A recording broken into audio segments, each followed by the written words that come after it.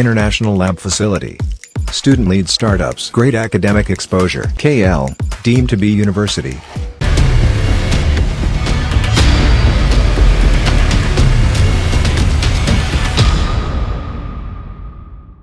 ఆంధ్రప్రదేశ్లో ఎన్నికల తేదీ దగ్గర పడుతున్న కొద్దీ అక్కడ ప్రచారం హోరెత్తుతోంది. మాటల తూటాలు పేలుతున్నాయి.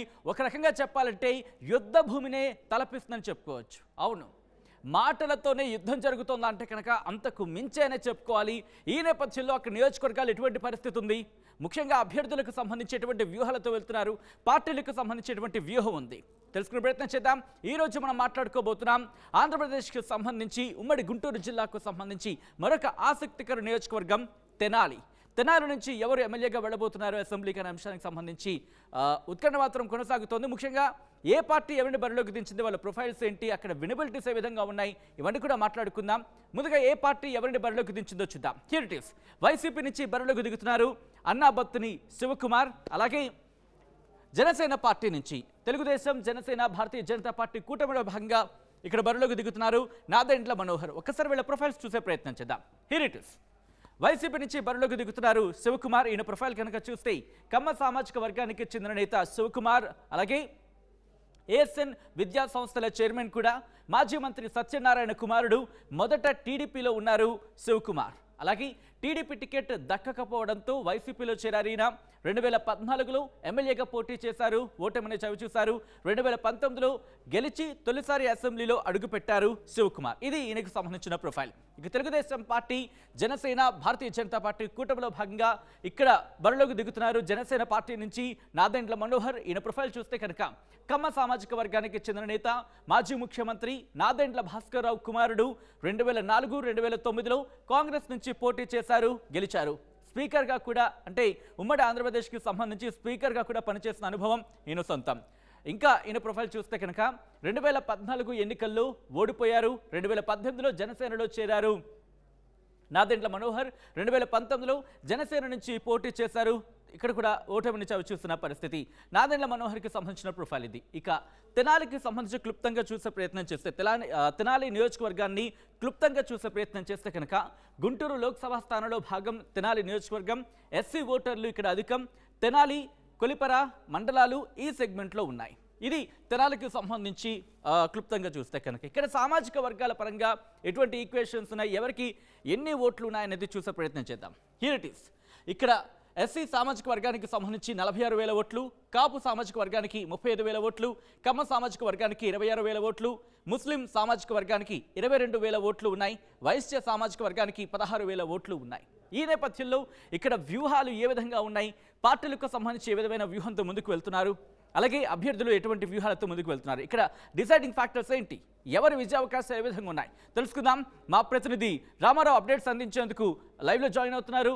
రామారావు, ఇక్కడ శివకుమార్ వైసీపీ నుంచి బరిలోకి దిగుతుంటే జనసేన పార్టీ నుంచి నాదెండ్ల మనోహర్ బరిలో ఉన్న పరిస్థితి, ఎవరి విజయావకాశాలు ఏ విధంగా ఉన్నాయి, ముఖ్యంగా ఇక్కడ డిసైడింగ్ ఫ్యాక్టర్స్ ఏంటి, ఎటువంటి అంశాలు కీ రోల్ ప్లే చేసే అవకాశం ఉంది, అక్కడ ఎటువంటి చర్చ జరుగుతోంది?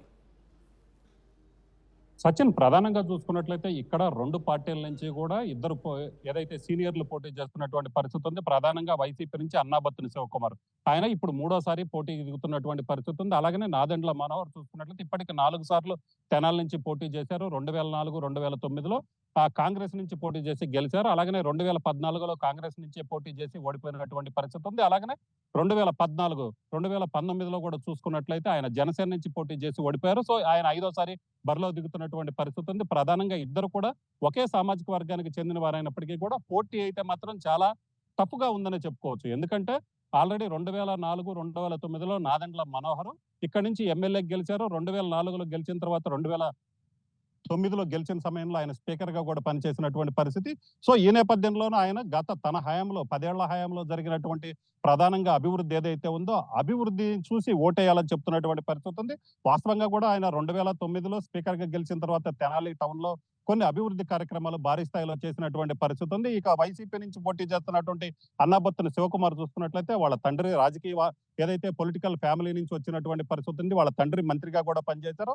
ఆయన 2014లో పోటీ చేసి ఓడిపోయారు. 2019లో గెలిచారు. మళ్ళీ 2024లో కూడా పోటీ చేస్తున్నటువంటి పరిస్థితి ఉంది. సో ఇద్దరు పొలిటికల్ ఫ్యామిలీ నుంచి వచ్చిన పరిస్థితులు ఉండటంతో సో ఇద్దరికీ కూడా భారీ స్థాయిలో అనుచరగణం ఉన్నటువంటి పరిస్థితి ఉంది. ఈ నేపథ్యంలో వైసీపీ చేపట్టినటువంటి సంక్షేమ కార్యక్రమాలు ఏదైతే ఉన్నాయో ప్రధానంగా అవి తనకి అడ్వాంటేజ్ గా మారతాయని అన్నాబత్తుని శివకుమార్ భావిస్తున్నటువంటి పరిస్థితి ఉంది. అలాగనే ప్రధానంగా చూసుకున్నట్లయితే ఇక్కడ అన్నాబత్తుని శివకుమార్ ఒకటే చెప్తున్నారు, లోకల్ గా ఉండే వాళ్ళని మీరు ఎన్నుకోండి అని చెప్తున్నటువంటి పరిస్థితి ఉంది. ఎందుకంటే నాదెండ్ల మనోహర్ ఇక్కడ నుంచి పోటీ చేసినప్పటికీ కూడా చూసుకున్నట్లయితే ఆయన హైదరాబాద్ లో ఉంటారు.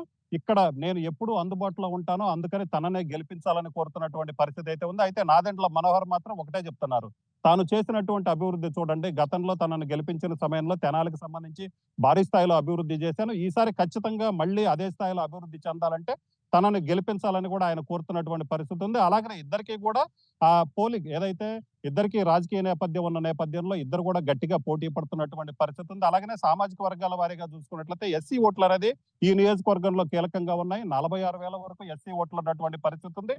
అలాగనే కమ్మ కావచ్చు, కాపు కావచ్చు, ముస్లిం, వైశ్య, రెడ్డి, సో వీటన్నిటికీ కూడా ఓట్లు ఉన్నటువంటి పరిస్థితి ఉంది. వీటి తర్వాత ఏదైతే ఎస్సీల తర్వాత చూసుకున్నట్లయితే కాపులు 32,000 ఓట్లు ఉన్నాయి. సో ఈ కాపులు కూడా ఇక్కడ డిసైడింగ్ ఫ్యాక్టర్ గా ఉన్నటువంటి పరిస్థితి ఉంది. దాని తర్వాత మూడో స్థానంలో కమ్మ సామాజిక వర్గానికి సంబంధించిన ఓటర్లు ఉన్నారు. అలాగనే తెనాలి టౌన్ లో వైశ్య సామాజిక వర్గ ఓటర్లు డిసైడింగ్ ఫ్యాక్టర్ గా ఉన్నారు. అలాగనే కొల్లిపర మండలంలో రెడ్డి సామాజిక వర్గానికి సంబంధించినటువంటి 15,000 ఓట్లు కూడా ఉన్నటువంటి పరిస్థితి ఉంది. సో తెనాలి రూరల్ కావచ్చు, తెనాలి అర్బన్ కావచ్చు, ఈ రెండిట్లో ఓటింగ్ సంబంధించి చూసుకున్నట్లయితే కాపులు అలాగనే వైశ్య కమ్మ అనేది కీలకంగా మారుతుంది. కొల్లిపర మండలంలో రెడ్డి ఓటు బ్యాంక్ అనేది కీలకంగా మారినటువంటి పరిస్థితి ఉంది. సో తాను పనిచేసినప్పుడు ఏది ఎమ్మెల్యేగా స్పీకర్ గా పనిచేసినప్పుడు చూసుకున్నట్లయితే ఆయనకి పూర్తి స్థాయిలో కేడర్ ఉంది. గతంలో కాంగ్రెస్ లో పనిచేసిన నేపథ్యంలో కొల్లిపర మండలంలో ఉన్నటువంటి రెడ్డి సామాజిక వర్గం నేతలందరూ తనతో టచ్ లో ఉన్నారు. తాను వాళ్ళకి పని చేసి పెట్టాను, ఖచ్చితంగా రెడ్డి సామాజిక వర్గ ఓటర్లు తన వైపే మొగ్గు చూపుతారని నాదెండ్ల మనోహర్ భావిస్తున్నటువంటి పరిస్థితి ఉంది. అలాగనే ప్రధానంగా చూసుకున్నట్లయితే గుంటూరు జిల్లా నుంచి కూటమికి సంబంధించి టీడీపీ, జనసేన, బీజేపీ కూటమికి సంబంధించి చూసుకున్నట్లయితే ఒకే ఒక్క సీటు తెనాలి కేటాయించారు. సో జనసేనకు సంబంధించి కాపు సామాజిక వర్గం ఓటర్లు ఎక్కువగా ఉన్నారు. అలాగనే నెక్స్ట్ కమ్మ కూడా ఉన్నటువంటి నేపథ్యంలో కమ్మ సామాజిక వర్గానికి చెందిన నాదెండ్ల మనోహర్ని ఇక్కడ నుంచి పోటీకి దించడంతో కమ్మ అలాగనే కాపు ఓటర్లు సాలిడ్ గా పడినట్టయితే ఖచ్చితంగా తన గెలుపు ఈజీగా ఉంటుంది. అలాగనే గతంలో తాను చేసినటువంటి అభివృద్ధి తనను గెలిపిస్తుందని కూడా ఆయన చెబుతున్నటువంటి పరిస్థితి ఉంది. అయితే గత 5 ఏళ్లలో చేసినటువంటి అభివృద్ధి అలాగనే తాను లోకల్ గా అందుబాటులో ఉంటానని చెబుతున్నటువంటి ఎజెండాని ముందుగా తీసుకెళ్తున్నటువంటి పరిస్థితి వైసీపీకి సంబంధించి అన్నాబత్తుని శివకుమార్. సో మొత్తం మీద చూసుకున్నట్లయితే మాత్రం ఇక్కడ పోటీ అయితే మాత్రం టఫ్ గా ఉంది. తాను అందుబాటులో ఉంటానని చెప్తున్నారు. అలాగనే నాదెండ్ల మనోహర్ తనను చేస్తున్నటువంటి అభివృద్ధిని చూసి ఓటేయాలని కూడా చెప్తున్నటువంటి పరిస్థితి ఉంది. సచిన్. రైట్ రామారావు. సో మొత్తంగా చూసుకుంటే కనుక తెనాలి నియోజకవర్గానికి సంబంధించి ఒక ఉత్కంఠకర పోరు తప్పకపోవచ్చా అంటే కనుక అవుననే మాట వినిపిస్తోంది. సో చూద్దాం మరి అక్కడ ఎవరిని ప్రజలు తమ ఎమ్మెల్యేగా అసెంబ్లీకి పంపించబోతున్నారనేది జూన్ 4వ తారీఖున.